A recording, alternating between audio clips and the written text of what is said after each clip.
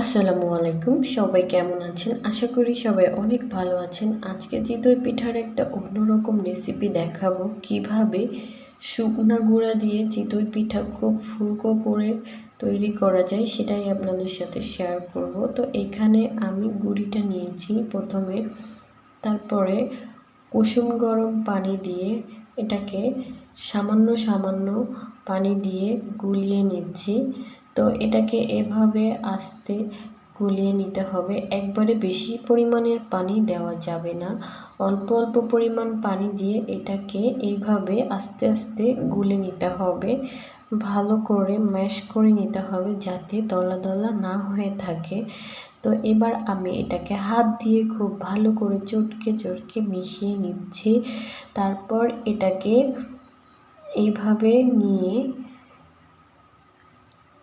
3 থেকে 4 ঘন্টা এরকম করে রেখে দিব। তো এভাবে ভিজিয়ে রাখার পরে গুঁড়ির ভিতরে যে শুকনা ভাবটা সেটা একেবারে ভিজে নরম হয়ে যাবে। আর এইরকম একটা মসৃণ পর্যায়ে যখন চলে আসবে তখন বুঝবেন যে এটা পিঠা তৈরি করার জন্য একেবারে রেডি। তো গোলাটা যেন এরকমই হয়, ঠিক এর থেকে বেশি গাঢ় না হয়, আবার এর থেকেও যেন বেশি পাতলা না হয়, এরকম পর্যায়ে এবার আমি চুলার উপর একটা চিতই পিঠার ছাঁচ বসিয়ে দিব। এটা হচ্ছে লোহার ছাঁচ। তো এটাকে সামান্য পরিমাণ তেল দিয়ে একটু মুছে নিতে হবে যাতে পিঠাটা পুড়ে না যায়, না লেগে যায়। তো এবারে অল্প অল্প করে এর ভিতরে গোলাটা দিয়ে দেওয়া হচ্ছে। তো এইভাবেই দিয়ে দিচ্ছি, ভালো করে দেখেন। তো এভাবে দিয়ে দেওয়ার পরে 5 থেকে 7 মিনিট ঢেকে রাখতে হবে যাতে পিঠাটা খুব ভালোভাবে সিদ্ধ হয়ে যায় এবং ফুলে ওঠে। আর অবশ্যই চুলার জালটা পরিমাণ মতো মিডিয়াম আঁচ করে দিতে হবে। এটা যেহেতু মাটির চুলা সেহেতু জালটা খুব ভালোভাবেই লাগবে, সেই কারণেই জালটা মিডিয়াম দিতে হবে, একেবারে হাই দেওয়া যাবে না, একেবারেও লো দেওয়া যাবে না।